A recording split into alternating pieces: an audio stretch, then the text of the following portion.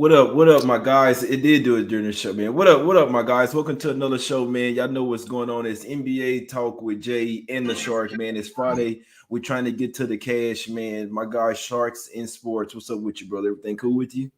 Excellent. Free Friday, December 3rd, 2021. A beautiful day in the life. Welcome to another show. We were just talking about it off the record. We've done over 100 of these, maybe close to two. Who knows?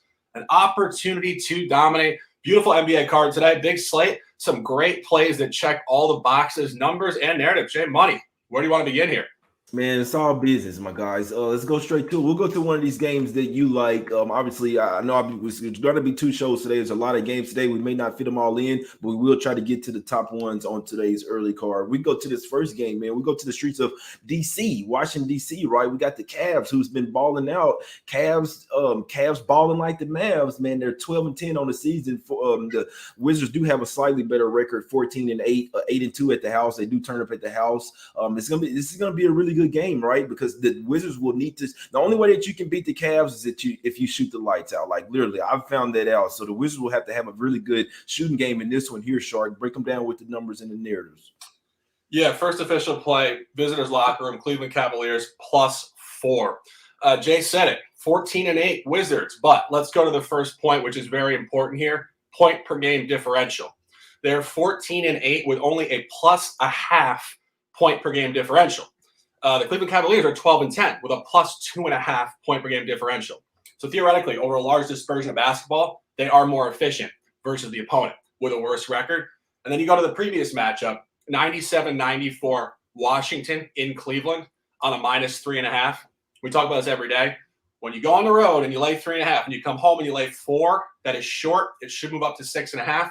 You get a revenge game, and you just get this environment where you look at Cleveland on the road, an absolute ATS juggernaut. I talk about their roster. They're starting 3 guys over 6'10". My man Evan Mobley, Lauri Markkanen, and of course the pride of Texas, Jarrett Allen, baby. Mm-hmm. And I just look at a revenge game coming in here. Washington massively overvalued on the campaign, and Cleveland is just connecting with Bickerstaff, this group. The numbers all over it, and that point per game differential is very, very important. Top play of the early slate, Cleveland Cavaliers +4. Jay. I love it, man. You know, I couldn't talk you off. Like I say, the Cavs, they have been balling. They took my money versus the Heat. They seem to ball out. It's defense, right? Like you said, they're really buying into Bickerstaff's. It's really the defense. Because you can build offense out of defense. Garland's balling. You said it. Lauri Markkanen, Mobley, and Allen there. We were kind of questioning when they made the trades. Lauri Markkanen over there, and even drafted Mobley as well. Like, what are they doing over here? Apparently, them boys had a system, and it's just working, and they're surprising everyone.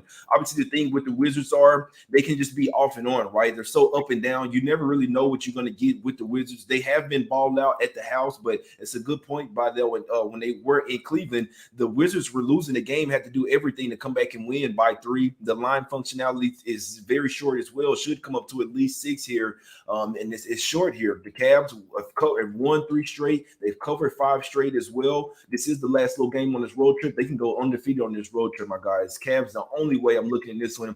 I'm not looking towards betting the Wizards today, my guys. Wizards are it's Cavs are nothing for me in this one, my brothers. Let's go to this game in Indiana here, Shark. It's a little funky spot. I'll be honest with you.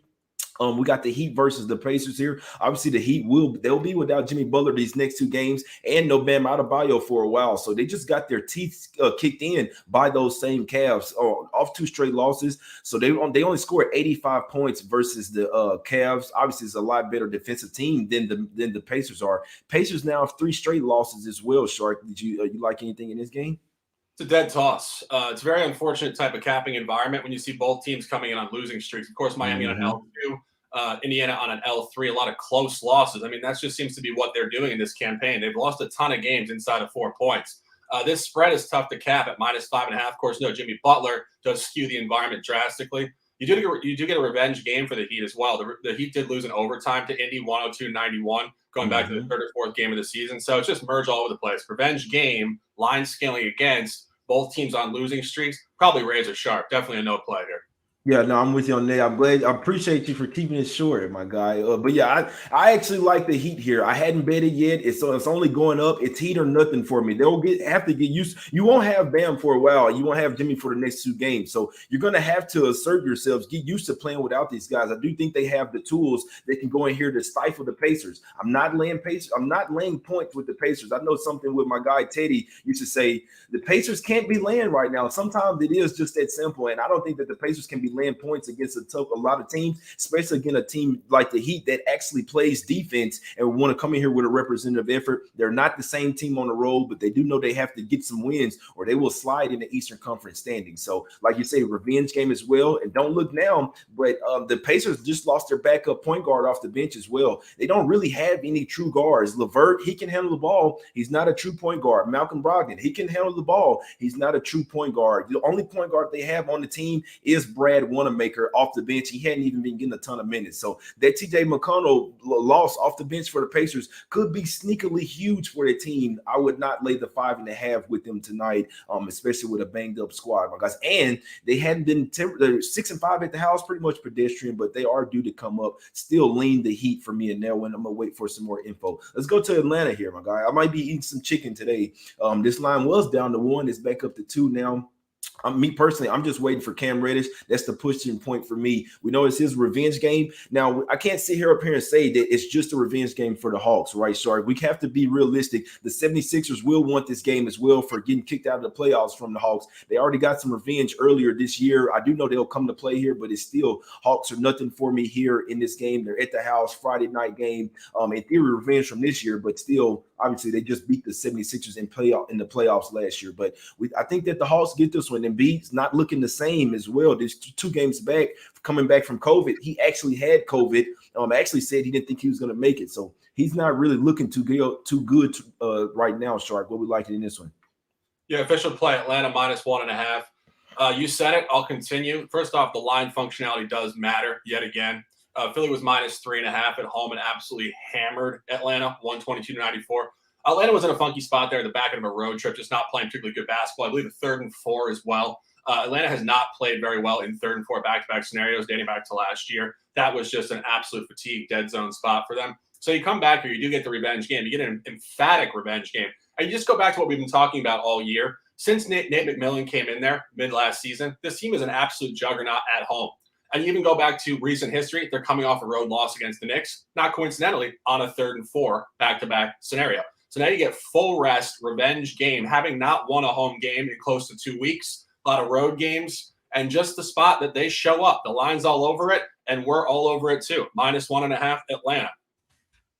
Yes, sir. I like it. I love the look, my guys. I like the Hawks as well. Just waiting on one injury for me, Cam Reddish. He's in there. I'm taking the Hawks. It's simply put. They will need him versus the team versus the 76ers. They're already without Bogdanovich. If you guys watched a couple shows ago, I said that the Hawks may struggle here the next few games if they are missing Reddish and Bogdanovich. Bogdanovich out for a while. Reddish could possibly come back in this game with a wrist injury. This is a big game though for both teams. I'll tell you that for sure. That's why you see the line where it is. And I'll be honest, guys, don't get it twisted. Sixers are due to come up, right? They have been playing some lackluster ball with Embiid back. They are due to come up. So I'll be honest with you guys. I do see this as a toss-up type game, but if I'm betting it, it's definitely the Hawks in this one at the house. Where they ball out. You see what I'm saying?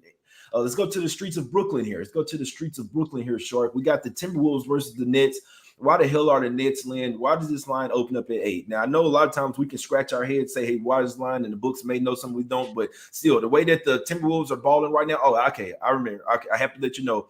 Karl-Anthony Towns is questionable in theory with this game. So I'm saying, so we can't be surprised if he's out. He's been questionable for the last couple of days. He did take a hard fall in the last game with a tailbone. So that's why the line's so high. But still, the way that these guys been balling out is Timberwolves are nothing for me here, Shark. What we doing? We taking the points? Yes, we are. And again, I don't think it's entirely that egregious of a line. You go back to last year, Brooklyn did lay 10.5 at home against Minnesota, and they didn't cover. 112-107 Minnesota. And that was when Minnesota was far more pedestrian. Mm-hmm. And then you came back in one of the more funky environments. The entire season last year was funky. It doesn't get more funky than a weekday afternoon game against Brooklyn. It was after, I believe, a shooting in Minnesota. There was a delay and there was like a hangover effect. They protested or something. They ended up playing this game in the middle of the afternoon on a Wednesday or something. And Minnesota played 2 games. They played, I believe, Milwaukee and Brooklyn back to back, and they got hammered in both of those games. They lost at home last year by 20 to Brooklyn on a -7.5 there. So again, 10.5 at home and it comes down to 8. And then it was 7.5 road and it only comes up to 8. It's actually short. And you look at what Minnesota has done in the campaign in these specific environments: a cover and an outright win at Milwaukee and a cover and outright win at Philadelphia. And the Philadelphia one is very specific because they were on a 2-game Eastern trip there with a prerequisite loss within the Southeast to Charlotte. Where do they come in here? Off a prerequisite loss within the Southeast to Washington. Mm-hmm. They travel very well. You look at Brooklyn. Brooklyn's in a sandwich spot. Off a primetime win against the Knicks. Tomorrow night, they have a big revenge game against Chicago. This is absolutely a sandwich trap spot. Double revenge game, corollary games, and a great line number. We're at Minnesota at +8, 1 unit official.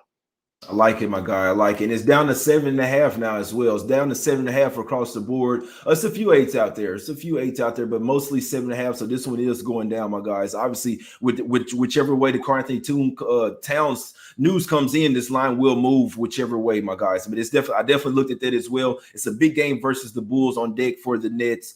And it's a revenge spot for the Timberwolves here. Timberwolves, the only way that I'm looking at this one. I can definitely tell you that, my guys. I'm liking some of these dogs earlier. I told them, hey, my dog kept me up all night. The dogs was barking last night. You know what I'm saying? And then, hey, I'm liking some dogs today as well.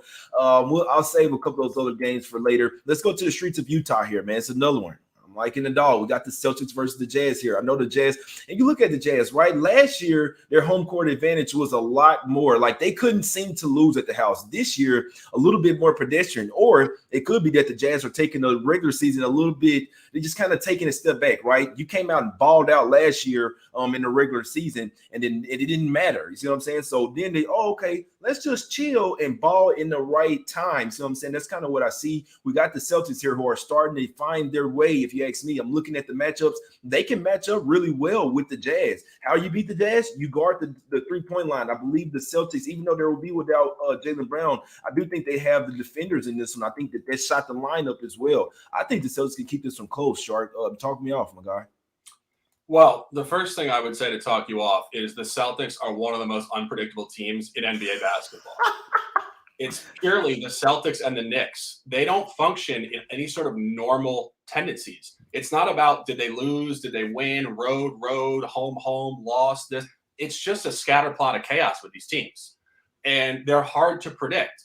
And you go back to last year, Utah did hammer them twice. They were 2-0 ATS on shorter lines. This line is coming up. It was 5.5 Utah last year at home. They won comfortably. And then they went into Boston in a revenge game. The line held at 3.5. Should have come down 1 extra point. So it was showing 1 point of strength to Utah. And they did cover that. They won a game by, I believe, 5 to 8 points.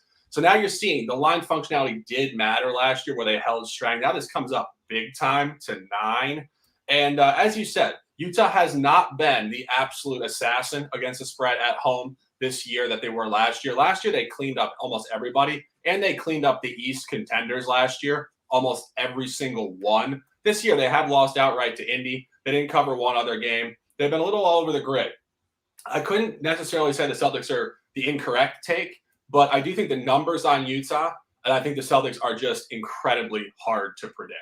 Exactly. No, the Celtics are hard to predict. They won't have Jaylen Brown tonight, guys. I'll tell you that right now. They won't have Jaylen Brown. He did play in both games last year, so I can tell you right now that they're going to have to build that into the line. Jaylen Brown is worth to about, and they're not going to grade it like this, but he really is worth like 5 or 6 points to the spread, but they're not going to grade it that much because they still have some ballers on the team. They got Horford back. They got Robert Williams, the third time Lord, to bang with Gobert down low. Still got Tatum in there, Schroeder. They got some guys coming off the bench that can play some defense. The better bench. I'm not sold on Utah's bench whatsoever, and I think that's why somewhat they've been a little bit lackluster. They got rid of Georges Niang, sent him to Philly. Why the hell would you do that? Now they just got Clarkson and Joe Ingles coming off the bench. I don't know why they sent away Niang. He was really a solid piece off of their bench. So Jazz bench got a tad bit worse, in my opinion. Mitchell hadn't been looking as dominant this year. If you have Marcus Smart all over him all night, like I say, I know that the Jazz have been at the house for a while. This is their fourth straight game. They had 3 straight days off. Could be a little bit rusty here. They are a jump shooting team, even though they've been at the house sitting up. They do go back. They go out on the road for a 4-game Eastern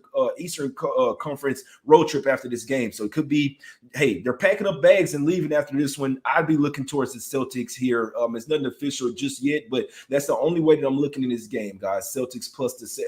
It was at 8. It was at 8.5 last night. It's down to 7. So I'm just saying, someone's putting some money on the Celtics here. But let's get to the next game here. 2 more games we're gonna go through on this early show. We got the Suns versus the Warriors here, Shark. The Warriors, the line is high. I must say, I think it's high for a reason. I don't think it's because no Devin Booker. I think the books know the Warriors are coming back. Put the fucking hat on, man. Put the Warriors hat on. My guys team over here, man. I like the Dubs tonight, man. I put some on them last night, -6.5. I do think this line will go up. I'll be honest with you. It's a terrible spot for the Suns, and they're not the type of team that rests some guys out, but I think they know they got the streak, Shark. They got the 18-game winning streak, largest in franchise history. I think that they know it's coming to an end tonight. Chris Paul played 33 minutes last night. I don't know why. Bridges played 41 minutes against the Pistons. Why? They got a back-to-back. They got a team they just lost to in their home arena, ready to go, Shark. I like the Warriors here, man. Couldn't disagree. The hat is speaking. It didn't speak last time. We're not running away from a good idea. The Dub 18 is elongated. It has come, and I think it will go away tonight with emphasis. I said this last time, and I was wrong. I'm usually not wrong twice in the same environment. And you really look at the line. The line is telling you an incredible story. This is all over the Warriors. This is not your space and value line for the Suns that the books are saying, hey, guys, this team's won 18 in a row. Hey, Joe Public, you guys want 10 grand tonight? Here you go. Take +7. It's just that easy. This is the polar opposite. They're telling you this is going to cross-reference specifically with one game. Road back-to-back at Portland within the West early season. Portland -3, which at the time was strong. It was about the same weighting as -7 for the Dubs. 134-105 Portland. And we had that correctly that day. We had Portland -3, and we're going to have Golden State here at -7. Revenge game. It's all over every aspect. And one final point in terms of the personnel. Steph Curry shot 4 for 21 at Phoenix. That is one of the worst games of his entire career.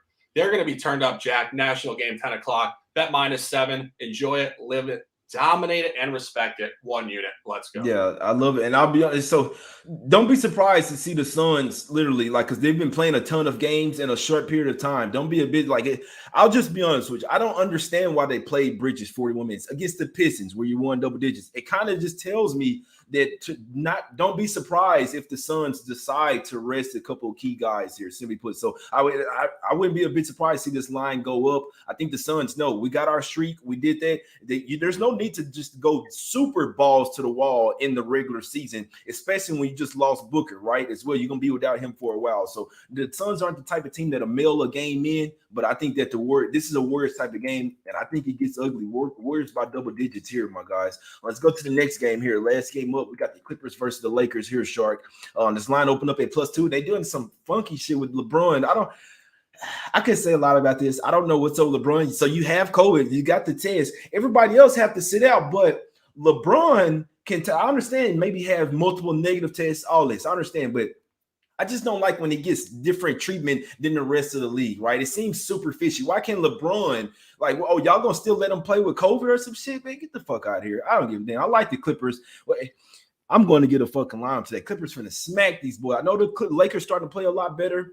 I think with the whole this LeBron now in throws everything off. I like the Clippers in this one. I think they've been looking ahead to this game as well. They just rested PG, still got smacked up on a 3-game losing streak. They have been playing in this same arena. This is the 7th straight game in this arena. I think they get hot as well. They are 0-5 ATS last 5, but I think they win this game, Shark, actually pretty handily. A lot better defensive team. Yeah, I mean, that's a great take. I don't really have anything on this. I looked at last year. Of course, the Clippers did clean them up 3 times, 3-0 ATS and 3-0 straight up.